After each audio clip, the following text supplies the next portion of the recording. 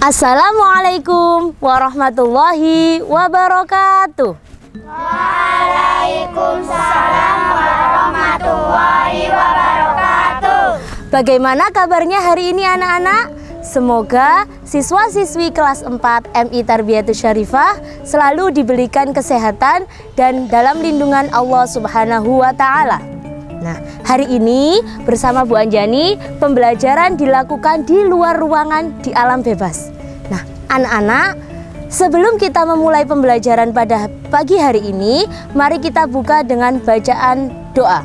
Berdoa mulai. Bismillahirrahmanirrahim. Raditu billahi rabbah wa bil islami dina wa bi Muhammadin sallallahu alaihi wasallam nabiyyan wa rasula. Rabbi zidni ilman nafi'a warzuqni fahman thayyiba birahmatika ya arhamar rahimin. Amin. Nah, anak-anakku semua, agar pembelajaran hari ini lebih bersemangat, Bu Anjani punya yel-yel untuk kalian semua yang akan diperagakan oleh teman-teman kalian yang ada di sini. Baik anak-anak, siap untuk yel-yel semuanya? Siap. Oke, kita mulai. MITS unggul, berprestasi dan kompetitif. Yes, yes, oke. Satu kali lagi biar kita lebih bersemangat. MITS unggul, berprestasi dan kompetitif. Yes, yes, oke. Nah, itu tadi yel-yel yang dipersembahkan oleh teman-teman kalian. Hari ini anak-anak, kita akan belajar tematik, tema 3, subtema 3 tentang ayo kita mencintai lingkungan. Khususnya pada materi pemanfaatan sumber daya alam, pelestarian sumber daya alam, dan pelestarian lingkungan. Nah, Bu Anjani ingin bertanya dulu kepada kalian. Siapa di sini yang tahu bagaimana cara melestarikan alam? Atau bagaimana pemanfaatan sumber daya alam yang ada di lingkungan kita? Nah, pasti anak-anak semua ingin tahu kan? Jika kalian ingin tahu, mari kita simak video yang akan disajikan oleh Bu Siti, Pak Ari, dan Bu Umul. Selamat menyaksikan. Assalamualaikum warahmatullahi wabarakatuh. Halo anak-anak, jumpa lagi dengan saya, Bu Siti. Kali ini kalian akan saya ajak jalan-jalan dengan pemanfaatan sumber daya alam perikanan. Nah, anak-anak, namun sebelumnya marilah kita awali dengan baca basmalah. Bismillahirrahmanirrahim. Alhamdulillah.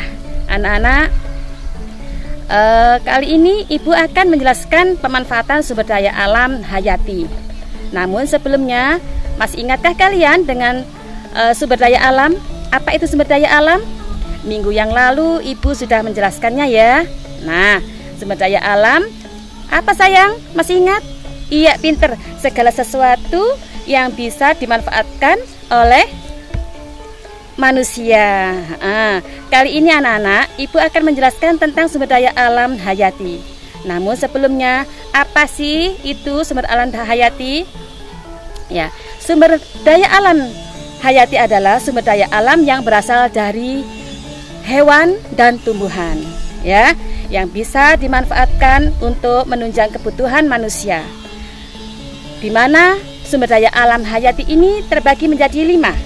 Yang pertama ada pertanian, yang kedua ada perkebunan, yang ketiga ada kehutanan, yang keempat ada peternakan, selanjutnya yang terakhir, yang kelima yaitu perikanan. Nah, anak-anak, kali ini Ibu akan mengajak kalian ya dengan pemanfaatan sumber daya alam hayati, yaitu tentang perikanan.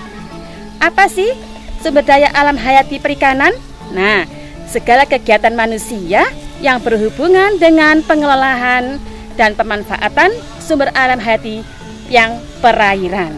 Nah anak-anak, sebelum Ibu berwawancara pada petani ikan, maka perlu kalian ketahui bahwa perikanan ini dibagi dua, yaitu perikanan budidaya yang pertama, yang kedua perikanan tangkap. Perikanan budidaya yaitu dalam bentuknya yang dibudidayakannya biasanya ada berupa ikan lele, ada nila, ada bandeng, ada udang ya. Nah, bentuk budidayanya bagaimana? Ya, ini pun berupa ada yang di kolam, ada yang di empang, dan ada juga yang di tambak. Itu salah satunya. Yang kedua, anak-anak, perikanan dengan tangkap. Bagaimana ini perikanan dengan tangkap? Berarti langsung dari alam ini ya. Contohnya dengan kalian memancing atau menjala. Kita akan menuju ke kolamnya Pak Udin ya. Anak-anak silakan ikuti terus ya. Assalamualaikum Pak Udin. Bagaimana kabarnya Pak Udin? Alhamdulillah baik Bu. Alhamdulillah. Tinggi Bu, monggo. Iya.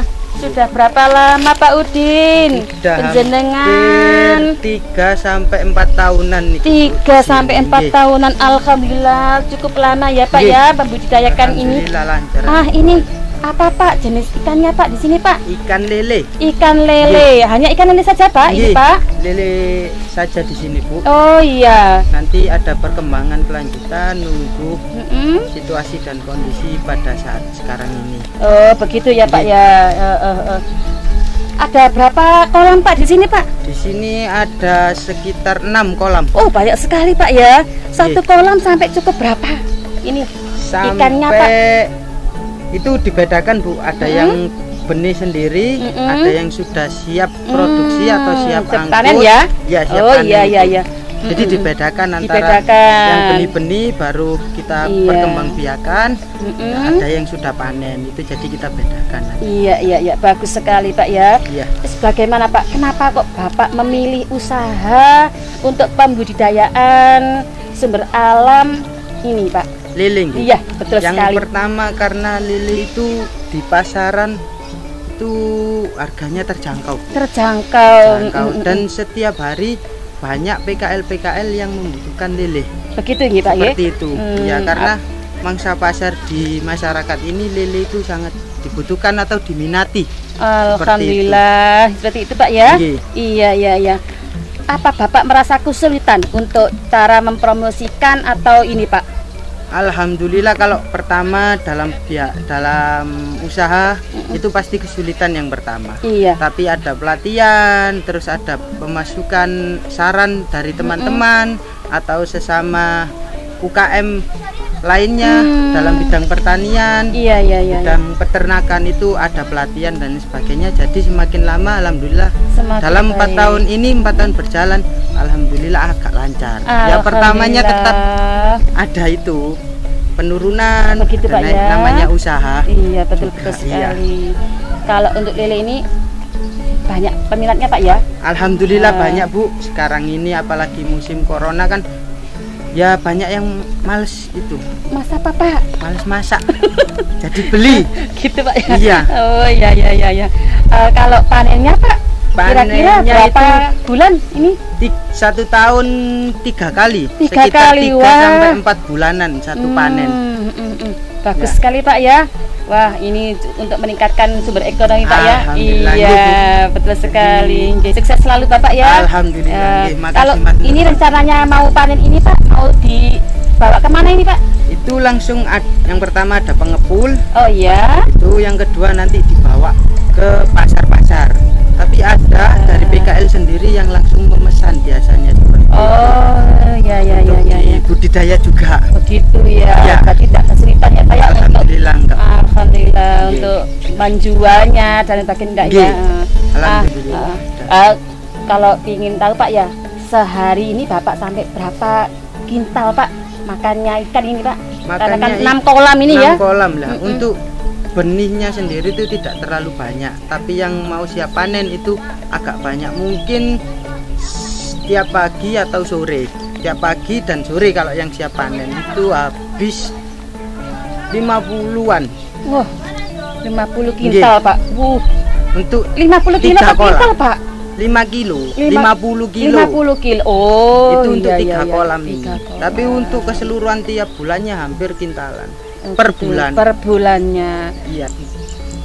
Semoga tambah sukses usaha Amin, Bapak. amin Ya. panjungannya mawon. Terima kasih. Sampai ketemu lagi Bapak Nggih. makasih, Terima Bu. kasih. Assalamualaikum. Waalaikumsalam.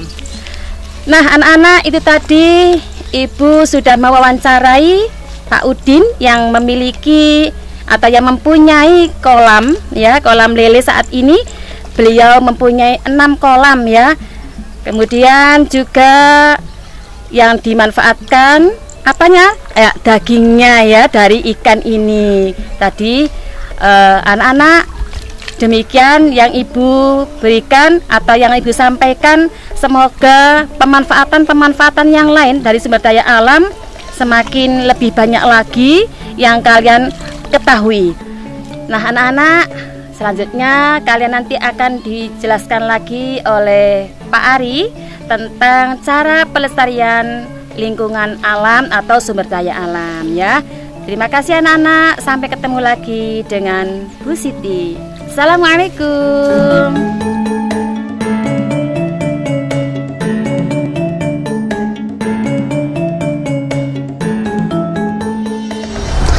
Baik anak-anak, tadi kalian habis dijelaskan oleh Bu Siti tentang pemanfaatan sumber daya alam. Karena manfaat dari sumber daya alam itu sangat banyak sekali anak-anak, alangkah baiknya kita sebagai manusia melakukan upaya pelestarian sumber daya alam agar sumber daya alam tersebut bisa kita gunakan dalam jangka waktu yang cukup lama. Di sini nanti Pak Ari akan menjelaskan tentang bagaimana upaya melestarikan sumber daya alam ya, agar sumber daya alam tersebut bisa digunakan dalam jangka waktu yang lama. Yang pertama, jangan membuang sampah sembarangan. Pak Ari ulangi, salah satu upaya untuk melestarikan sumber daya alam adalah yang pertama yaitu tidak membuang sampah sembarangan. Karena dengan membuang sampah sembarangan maka akan menyebabkan bencana banjir. Ketika bencana banjir itu terjadi anak-anak, maka sumber daya alam yang ada di sekitar juga akan ikut rusak. Yang kedua, tidak menebang pohon sembarangan.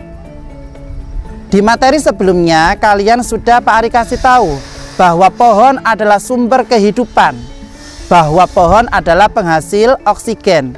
Kira-kira kalian bisa membayangkan apa yang terjadi jika kalian menebang pohon sembarangan? Ya, betul sekali. Maka pohon-pohon yang ada di sekitar kalian akan habis, sehingga kalian tidak bisa menghirup udara segar. Yang ketiga, melakukan reboisasi. Apa itu reboisasi?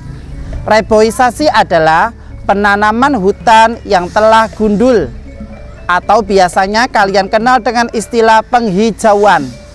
Nah, itu tadi salah satu atau beberapa upaya untuk melestarikan sumber daya alam yang ada di lingkungan sekitar. Yang pertama, tidak membuang sampah sembarangan. Yang kedua, tidak menebang pohon sembarangan. Dan yang ketiga, melakukan reboisasi atau penghijauan. Pada kesempatan kali ini, Pak Ari juga akan mengajarkan kepada kalian melestarikan sumber daya alam dengan cara melakukan penghijauan. Pak Ari beserta teman-teman kalian akan menanam beberapa tanaman toga, tanaman obat keluarga. Baik anak-anak, ikuti Pak Ari, kita akan menanam toga bersama teman-teman kalian.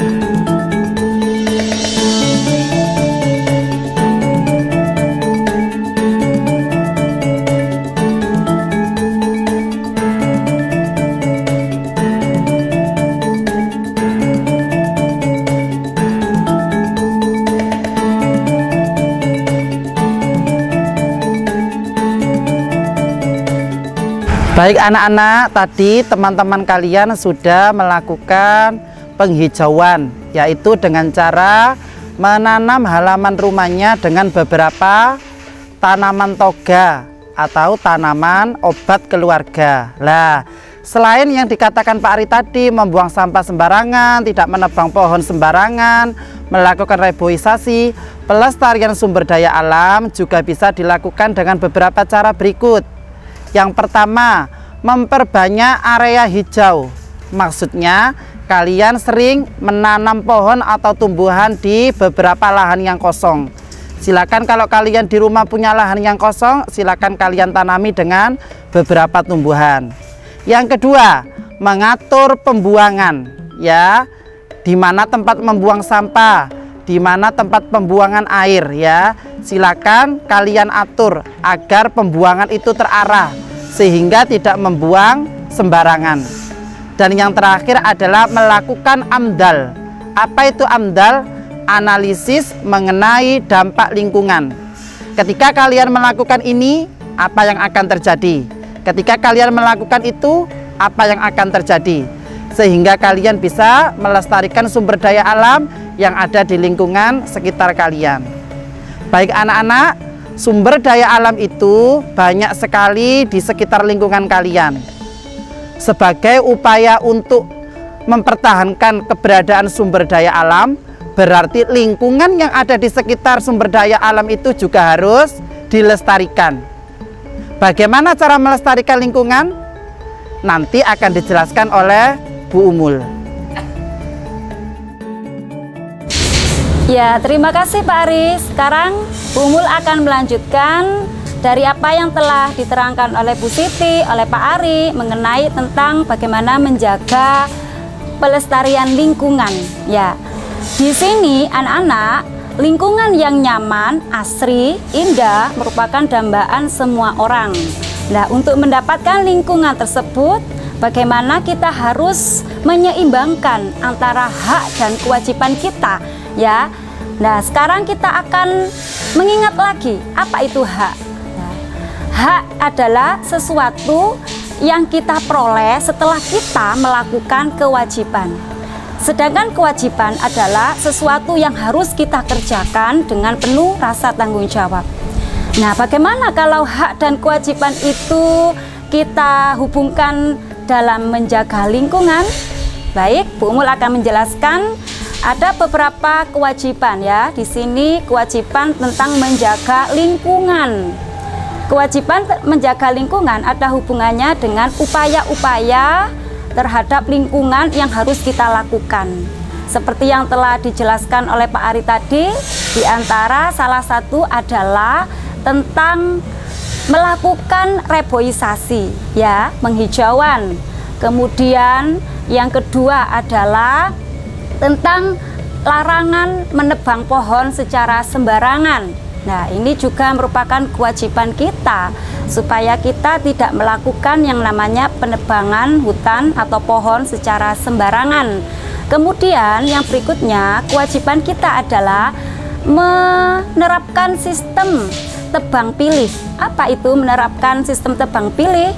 Yakni jika kita menebang pohon, maka kita harus menanam kembali pohon tersebut. Kita juga harus memperhatikan, kita tak boleh menebang pohon yang usianya masih relatif muda. Nah, kemudian kewajiban apa lagi terhadap menjaga lingkungan? Yakni tentang reklamasi pantai. Apa itu reklamasi pantai?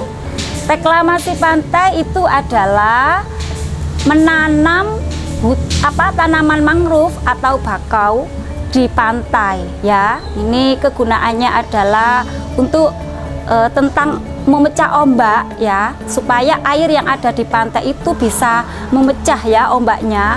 Kemudian ada apa lagi? Mendirikan cagar alam dan swaga marga satwa, di mana di Indonesia memiliki beberapa flora dan fauna yang harus dilindungi, ya. Apa itu fauna?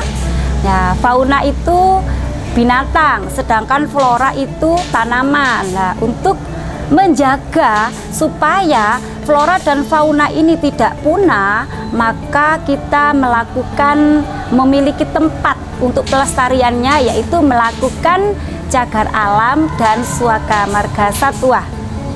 Nah, setelah kita melakukan kewajiban, maka kita pun akan memperoleh hak-hak dalam lingkungan. Apa saja hak-hak yang kita peroleh? Yang pertama ya, kita bebas dari pencemaran lingkungan. Hak kita akan memperoleh terhindar dari adanya pencemaran lingkungan. Kemudian hak apa lagi yang kita peroleh? Kita akan bisa menikmati lingkungan yang sehat, udara yang segar, kemudian lingkungan yang indah, asri, nyaman. Nah, karena kita sudah melakukan kewajiban, maka kita pun akan memperoleh hak kita, ya. Kemudian apalagi anak-anak, yakni kita akan memperoleh air yang sehat, air yang bersih. Nah, ini juga merupakan salah satu hak akibat dari kita menjaga lingkungan. Masih ada lagi, apa itu? Yaitu memperoleh lahan ya, atau tempat untuk kita bisa beraktivitas dengan nyaman. Nah, itu tadi yang telah diterangkan oleh Bu Umul. Mudah-mudahan kita belajar di sini mendapatkan banyak manfaat bagaimana kita menjaga lingkungan, melestarikan lingkungan tersebut. Masih ada lagi anak-anak. Apa itu? Dampak dengan adanya menjaga lingkungan, melestarikan lingkungan, ada beberapa dampak atau faktor-faktor akibat kita tidak bisa menjaga dari lingkungan tersebut. Ada faktor dari alam maupun faktor itu datang dari manusia itu sendiri. Kalau faktor dari alam itu contohnya adalah tsunami, terjadinya gempa bumi. Nah, faktor yang dari manusia itu sendiri ya, yaitu penebangan hutan secara liar, maka akan terjadi yang namanya hutan gundul, kemudian tanah longsor, banjir, dan sebagainya. Paham ya anak-anak? Nah, demikian yang telah disampaikan oleh Bu Umul. Selanjutnya Bu Umul kembalikan ke Bu Anjani. Demikian pembelajaran pada hari ini. Semoga bermanfaat untuk kalian semuanya. Catatan untuk pelajaran hari ini, yang pertama, sumber daya alam memiliki banyak manfaat. Agar kalian dapat lebih lama memanfaatkan sumber daya alam tersebut, kalian harus menjaga kelestarian sumber daya alam dan lingkungan kalian. Dengan cara apa, Bu? Yang pertama, dengan tidak menebang pohon. Nah, yang kedua, dengan tidak membuang sampah sembarangan. Dan yang terakhir, melakukan reboisasi. Nah, Bu Anjani punya pantun buat kalian. Buah mangga dimakan Dita, mangga enak itu punya Pak Ari. Ayo bersama jaga lingkungan kita agar tetap aman dan asri. Sekian dari Bu Anjani. Wassalamualaikum warahmatullahi wabarakatuh.